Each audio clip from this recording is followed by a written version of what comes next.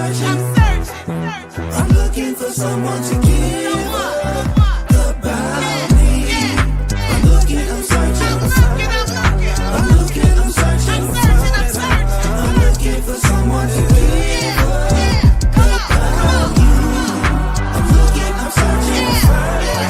I'm looking, I'm searching. I'm looking for someone to give about me. I'm looking, I'm searching. I'm looking, I'm searching.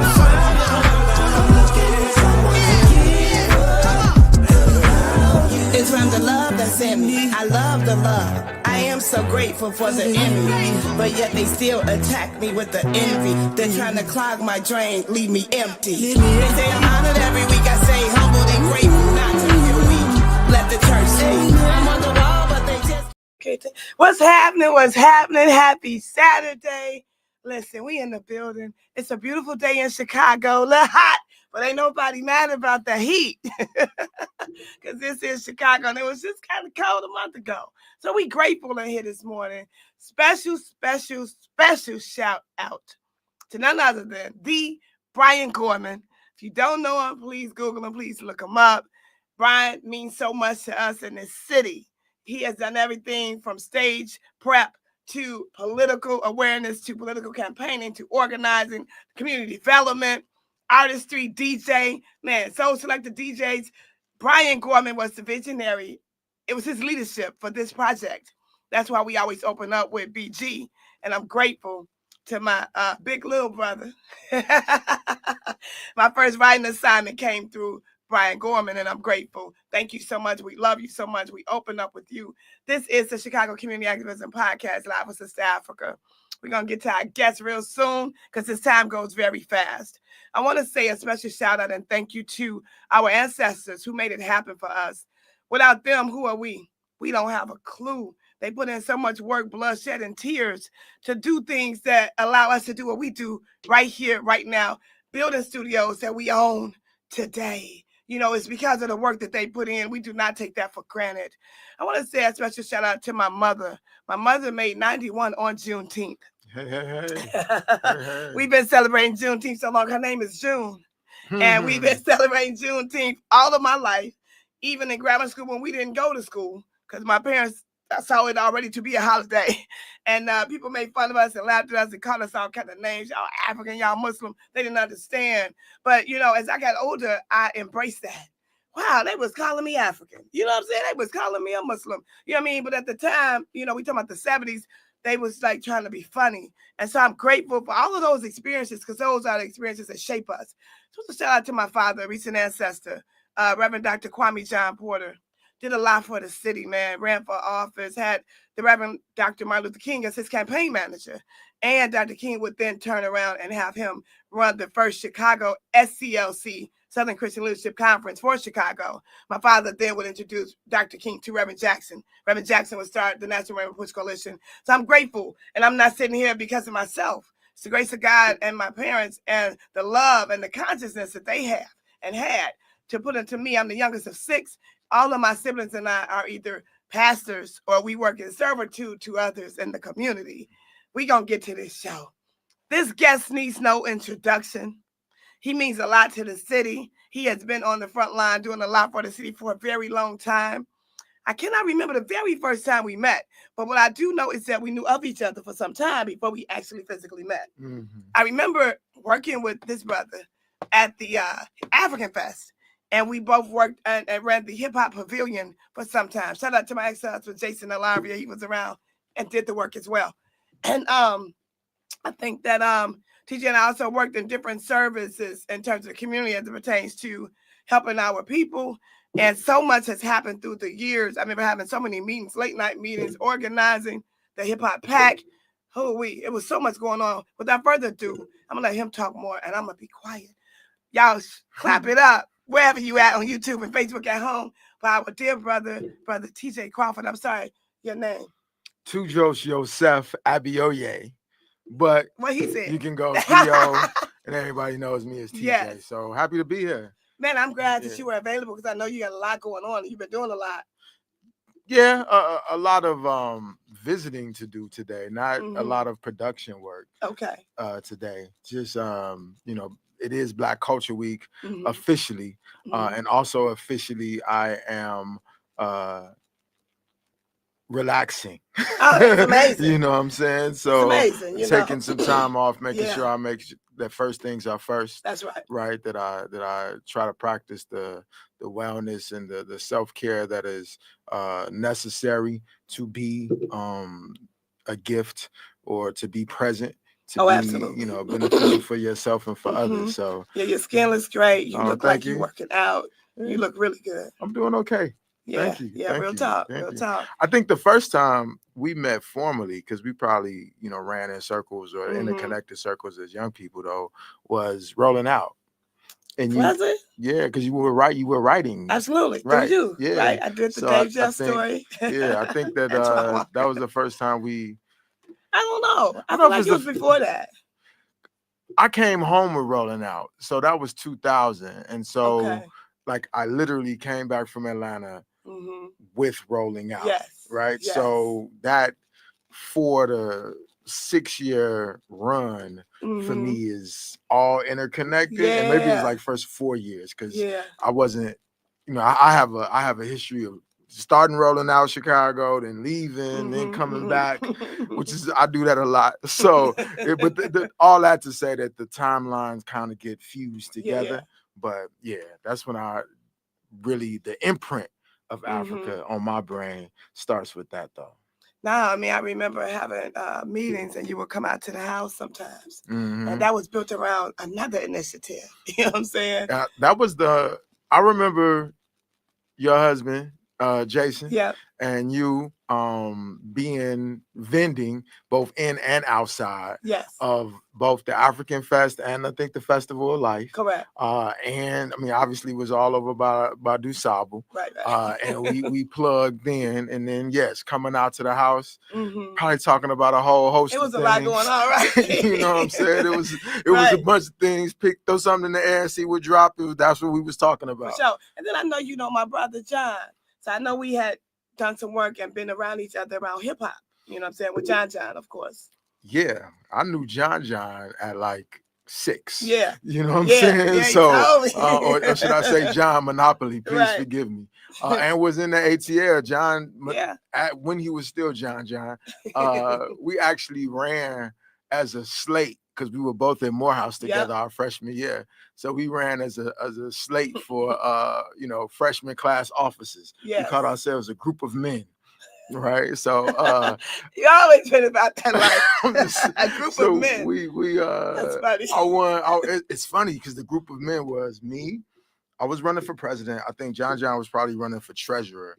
My friend CeeLo. He would be about that bag. Yeah, he would be about the money. And he was getting the bag in the ATL sure. at the time, doing For some of the most innovative stuff that the A has seen Way at ahead that of time. time, right? And we 17, 18. And it was my man CeeLo Reddick and it was my man Jerron Norman. I love how you know the first and last name. Right. Who y'all might know Jerron from Smoke Spot. I can't remember what his MC name was right now. But anyway, us 4 ran as a group of men. And I won. And we came in as a group. And it's just a continuation. It's a spirit in which we, are blessed to be empowered by. Absolutely. And it's in the essence of who we are. Man, speaking of that spirit and that essence, you come from a great spirit and essence. You know what I'm saying? Your parents have been doing this work. Talk about your upbringing. Well, my mom is a child and adolescent psychiatrist. So I got 2 sides of the family. Yeah. My mother's side is more the bourgeois side, you know what I'm saying? Academics, educators, teachers, doctors, researchers. My father's side is more of the blue collar, you know what I'm saying? Police officers, park district folks, garbage men, secretaries, worked in Cook County, public defender, that type of thing. The lineage goes beyond them to my grandfather and grandmother. On my mother's side, my grandfather was a coach and a teacher at Phillips High School. He Phillips. did, basketball, track, Mm-hmm. football, all of that. He served in World War II. My grandmother, from Louisiana, Creole origin, was also an educator. My great grandparents were on my mother's side still. My grandfather's father ran numbers, right? Because Policy Kings. yes, Oh, yeah. right. And then if you ever saw the movie, which I know you did, when Denzel was playing Frank Lucas, and he was pulling all the people from the South to help do his thing. The Policy Kings did the same thing, pulling their people from Virginia and Maryland. Oh, yeah. And my great grandfather or great great grandfather was part of that lineage coming there. That's how we come to know the lottery. Yes, exactly. So, my great great grandparents traveled the South educating people, educating children, setting up schools. Come on. So that's my mom, and on my father, and again, legacy of police officers coming from Texas, Arkansas, Oklahoma, working as nurses, being in the hospitals, just who Black folks are. Absolutely. And I am blessed to be benefit from both of those lineages and do my best to embody them as I run my leg of this ongoing race that we call life. So that's right. Now, speaking of this race that we call life, you do a lot in this life. What is like your top 3, if you could sum it up? Because I know you're active in South Shore, you're active out west. You have you do a lot. Yeah, the way I sum it up right now is probably 4. Because in my heart, I'm still an artist. I'm still MCing when ain't nobody around, right? And sometimes when they are around. Well, you're in the intro, saying we all do our thing. Yeah, music, exactly, right? exactly. People like, damn, Sista Afrika rap. Yeah, I grew up in hip hop. Right. That's a whole thing. Come on. And it's nothing that we can separate ourselves from. But I think I describe myself as a culture-based community developer, also sometimes practicing clinical social worker, and always a advocate and social entrepreneur who blends my passion and gifts, talents, and sometimes the things that are not my talents, right? Just bringing all of me to bear in a way that I hope is beneficial for our community as a whole. So I've done a lot. I think I start stuff and get bored and go on to the other, or I start stuff, find conflict, and then have to decide how I'm gonna handle that conflict. Or I just start stuff and then it runs its course and you move on to the next. Yeah, I find that sometimes it's good to be the producer and the beginner or the starter of something, and then there are others that kind of fill in the gaps, and then you can move on and do other things too. Yeah, definitely. I'm working now to make sure that I develop the infrastructure though, because even as you move from project to project, and that sometimes serves you well when you want to do contract work, because you can start stuff, find partners, but you have the infrastructure that is necessary to both produce, right? So you ideate, you produce, and then you sustain, right? So I want to really hone in on that infrastructure that allows me to really execute all 3 of those things at the highest level. Who are those people that inspired you or that continue to inspire you? All of the Black folks in the diaspora, some white folks too. And when I say white folks, I mean, so first off, I'm a child of the Most High God. Yes. Right. So I'm a humanist, right? Or a humanitarian, should I say? While I also know that healing begins from within. So I am a proud Black man who is working to build Black community as I'm part of the larger tapestry, in the world. So I mean, all of the folks that we know, the MLKs, the El Haj Malik Shabazz, I'm trying to think, is there any one person out of all of this? I appreciate Frederick Douglass. I appreciate the contrast between WEB and Booker T. Yeah, but also Booker T. Washington. Morehouse folks, so Dr. Mays. The women. I always have to shout out Delta Sigma Theta. Right? Now, why? My mother pledged in the 1940s. Because my mama a Delta, my grandmother was a Delta, and the women who I knew, who helped to raise me and support my mother, who for the most part were all happily married and had children who Yeah. have grown to have, some modicum of what we would call success. Yeah. They was all deltas, Wow, that's deep. so then my mother's line sisters. So, and my great godmother who just passed, Maurice Haynes, she was a delta, and she raised me. My grandmother unfortunately passed. My mother's mother passed before I was born, so she was my grandmother as I knew her. She was the first president of the Delta Alumni Association in Chicago. Oh, wow. So That's deep history. all of them in particular, strong women. I didn't need to read in books to see You knew strong them, women. yeah. These are people, both women and men, who I had direct contact with, who I saw every day. Interestingly enough, I grew up in South Shore, right? And so the South Shore YMCA, which is now the Don Nash Center, was this cultural center, of or one of the cultural centers of South Shore. And a lot of the coaches, right, hooping, must I say, some of the best basketball players in Chicago came up out of the South Shore YMCA. But a lot of the coaches were men of not just stature, but who were contributing to an African and a Pan-Africanist philosophy. So I knew people who were named Mau Mau, right? Who's the father of the sister who's now running the inner cities, the Jacob H. Carruthers Center for inner city studies. But Dr. Anderson Thompson was my coach. And I had no idea who Dr. Anderson Thompson was, but I was 6, so why would I? You know what I'm saying? Yeah, but Dr. Andrew Thompson and my father were very good friends. My father taught with Dr. Thompson and Baba Jake in 1968. They opened up the center that we know now as Jacob Carruthers Studies. It was just them 3 when it first started. Yeah. So all of that history, Baba Henry English played a good important role. Him and Baba Conrad kind of with good cop, bad cop with me a little bit back in the day. So yeah, those are the people that inspired me.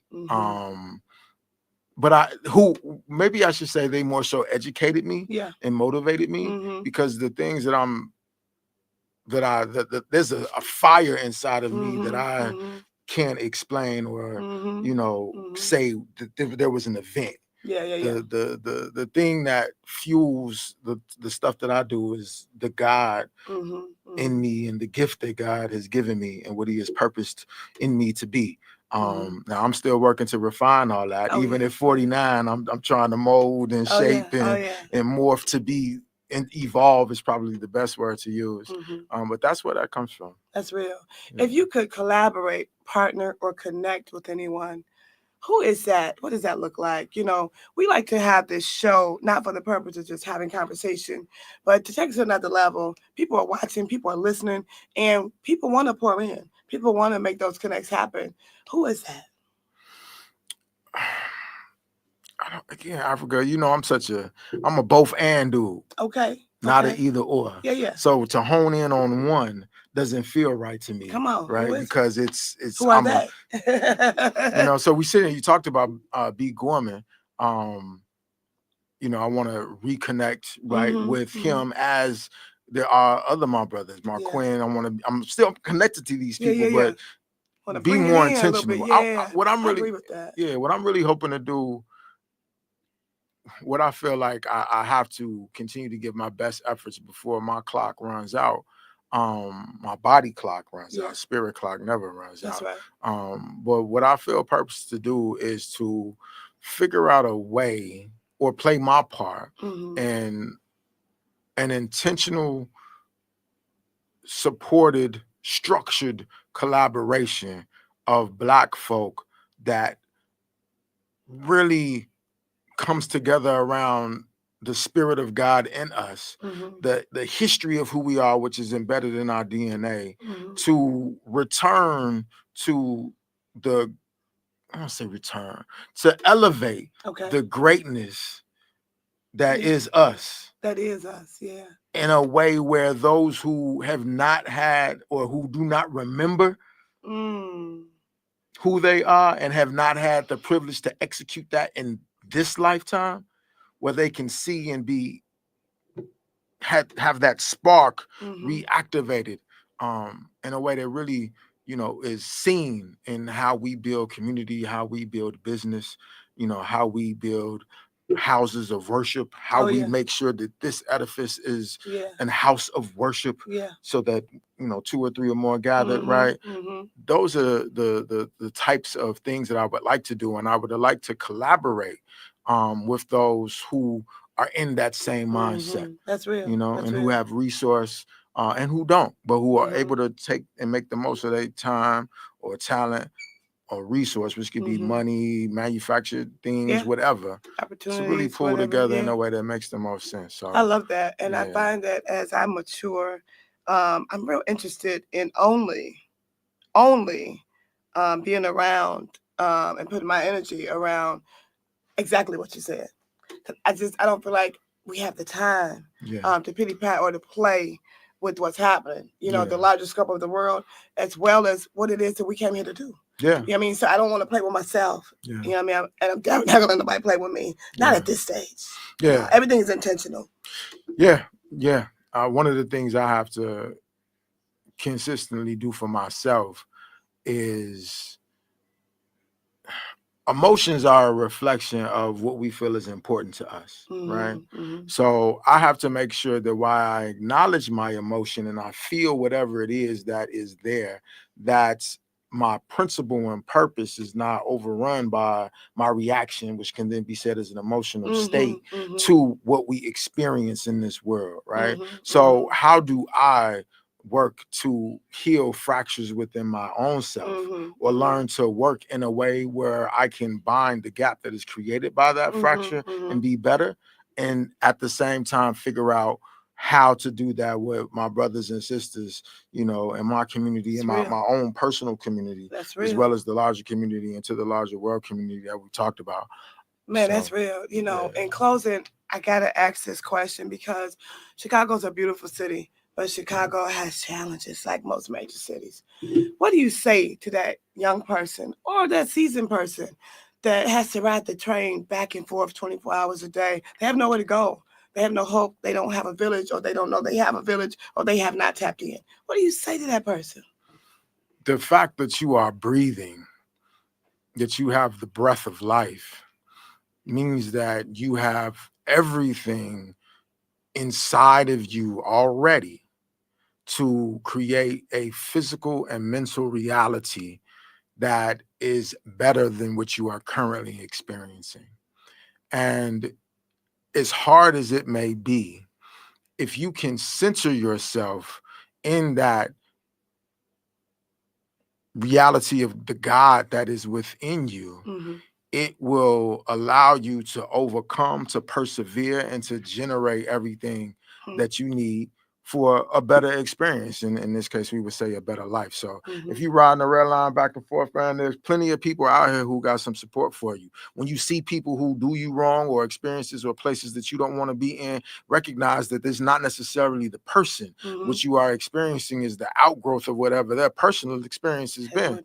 Chicago is oftentimes has a very grimy element to it, right? And that's because that's inbred in the origin of the city from when we kind of officially became the city. Correct. Right. So there are some certain practices. Segregated it is, that kind of trickles down. Segregated, but also just grimy. It's grimy. People, one of the ways of being is not necessarily authentic. The way of being is to have a mask, is to do the over for the under, or do, like to not necessarily approach things in the most altruistic way, because that is not the way that most people have built power in the city, right? So we are challenged to strip ourselves of that, but still have the armor to defend yourself with that. Which is a lot. And still let God drive, right? Man, it's recognizing that and what we experienced and how we got here, and then moving around in a way and connecting with people and challenging ourselves. Like, I thank you for challenging me, and I want to challenge you to really operate in love. and authenticity. And if we have problem or beef or conflict, that we could bring it to the table and address it.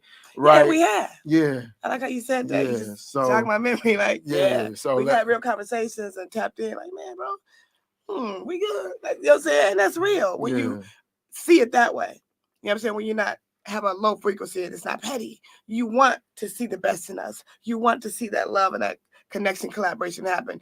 It's cool to call your brother, man, bro, we good? Can we have a conversation? Can we talk? That's real. Yeah. You know what I mean? It's necessary. It's necessary. Yeah. This show is based on community. If you could define community, what does that mean to you? Common unity, right? So folks who have a value and principle set that they agree on, that they want to uplift and protect, and they see how uplifting and protecting that benefits them as individuals, but also the collective. And you recognize that the health and well-being of an individual is directly connected to the health and well-being of the collective. So there's an interconnected piece that we do. We are connected. We are community. And when you do well, I do well. Ooh, that was definitely a dope definition of community. Yes, in closing, talk about Juneteenth. You have been spearheading and just really leading this task force in such a way. We're so proud. It's so dope. You know what I mean? To see it, you know? Yeah, I'm just happy I was able to link with people like Cassie. Come on, Cassie. You know, Lucretia and Torrance and David and Carol and Tammy and you and all of the other folks who've been celebrating Juneteenth since before it was popular. Come on. You know, I founded Black Culture Week out of really trying to bring us together. Yeah. I made a phone call like, yo, what can we do to impact this violence in the city? That's right. And the idea of Black Culture Week came out of that.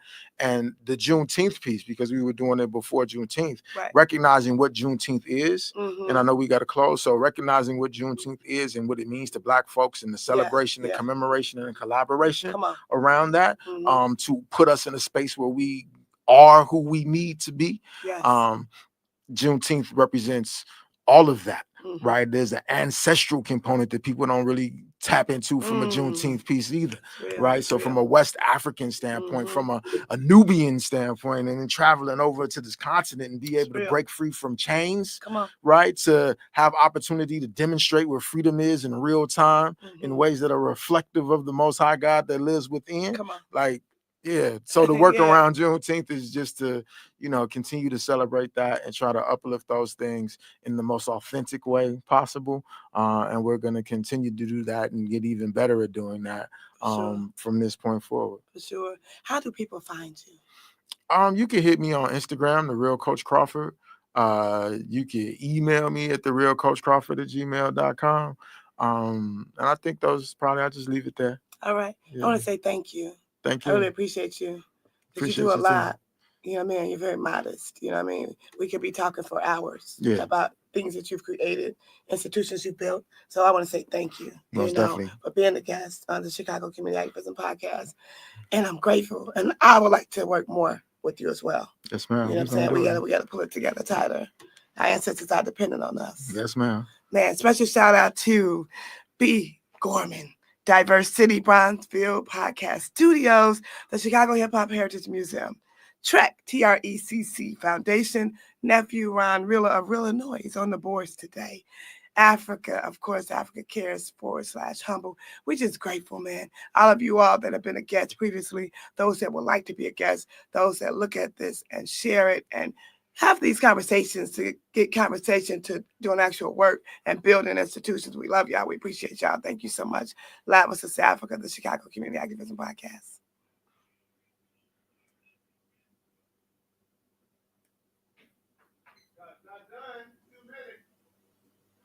So I'm gonna put this peace sign in the air. And how do you want to go with our last 75 Man, you want seconds? to freestyle? Freestyle? Yeah. I could freestyle, freestyle, like real freestyle. Like real freestyle. I don't know. Real freestyle, I might embarrass myself. Meaning that I'm coming off the top of the dome. But I maybe can, let me see if I can remember this right. If I forget, y'all can't hold it against me. Also, I wanted to shout out South Shore and the work that we're doing around the quality of life plan. I want to shout out Mama Carol Adams and all of the folks over there. The works has transitioned into what's happening in South Shore Chamber of Commerce. But yeah, let's work together to get this quality of life plan. And anybody that's doing work around elevating the quality of life of all folks, but especially Black folks, let's concretize that work in a way that is necessary for us to see that in all communities, not competition, but collaboration. That's right. I think I might say, I might forget it, so don't hold it against me. All right? Go. It's good. This is original Shot Town. I hate it, but it's my town. So I get down to the gritty. You mess around and get killed in this city. This beautiful life ain't so pretty. It's gritty as hell. We got a lake, but the streets is where you find the shells. Laid out with the story to tell. You might think we on some Sleepy Hollow, but these nightmare tales ain't nothing to follow. When these horsemen ride, amped up off the energy of people who died, they want to tell them they tried to get they lick back. They can't leave a shooter alive. It would damage their pride, so they move with no will to survive. These shot streets is like New Jersey Drive. On some daylight deja vu, these stakes are high. Hitting potholes and snot-nosed kids. Big time say they ready to die. Hollow tips because they empty inside. Well, I reside where the power reside. Where the money and the power and respect reside. Where the black man stands, where the dream's alive. They say the city's near dead, we gonna keep it alive. Yeah, I missed some of it, but that's but you brought it. I'm just thinking and listening. You got me going in my head. I'm seeing horses, and then that book, Beyond a Pale Horse, came in my mind. Like, whew. Yeah. What was the inspiration for that? The work.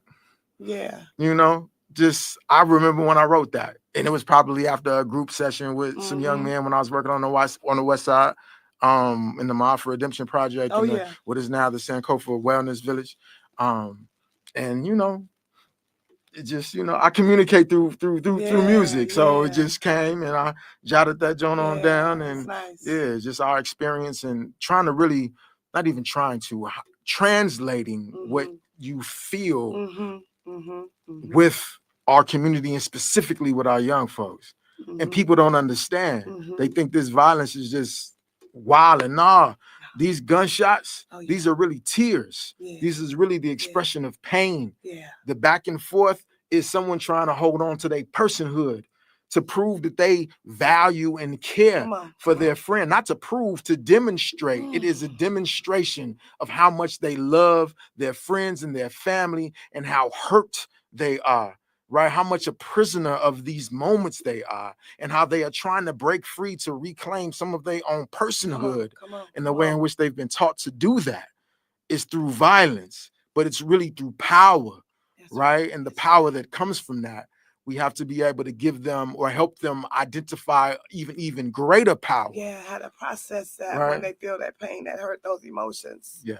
You know what I'm saying? And not to, I like how you explained that, retaliate or take it out on the other person, but to have a level of forgiveness, but also love. Yeah. You know what I mean? And that sounds easier, you know what I mean, than what it really is. Yeah, and it's the truth. You know, we got to increase our level of emotional intelligence, right, on all levels. I think part of that in closing is whenever I see people like you opened up with, not just us, people, we're humans first, I always acknowledge them. We're humans. You know what I'm saying? You're not a cat. I can't say hi to a cat. Like, you know what I'm saying? We're human beings. The least I can do is say, how you doing? Hey. I find that a lot of times when you get in close proximity to someone, they purposely act like they're on the phone or start texting. Nobody's there. So they don't have that interaction. And for several reasons, people are afraid. People don't know if you're going to snap off because you said hi, you didn't say hello, right? Or it's just so much. Yeah. So I go out of my way to acknowledge people when I see another human being, you know? I do the old school head nod, right? Because it's just about acknowledgement, right? You ain't even got to, exactly. That's really what it is. Yeah. The extra is not even extra. The embodiment of the joy that you have is the hello, have a great day, right? And so happy to see you. That's reflective of the joy that you carry with you. Correct. That is natural to you. Correct. Right? And even sometimes though, if I'm not feeling as joyous, if I just get a head nod to acknowledge you, to do what you said, to say, I see you, that in itself is just enough. I'm not invisible. I am here. I am present.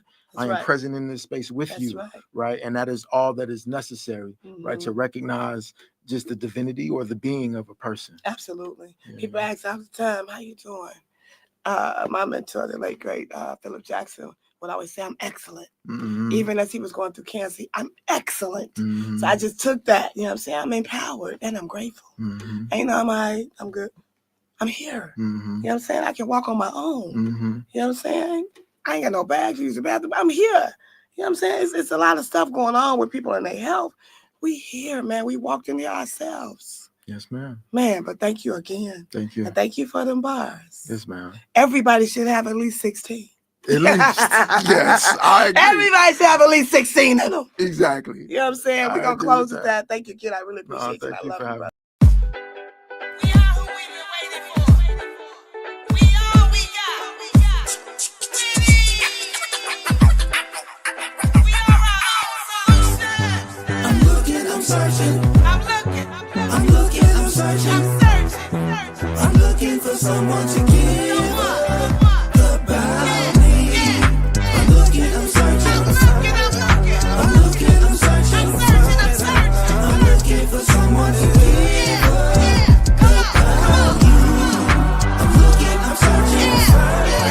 I'm looking, I'm searching.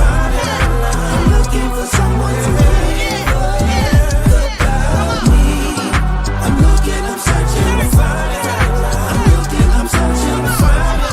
I'm looking for someone to give about you. It's from the love that's in me. I love the love. I am so grateful for the enemy, but yet they still attack me with the envy. They're trying to clog my drain, leave me empty. They say I'm honored every week. I say humbled and grateful not to be weak. Let the church speak. I'm on the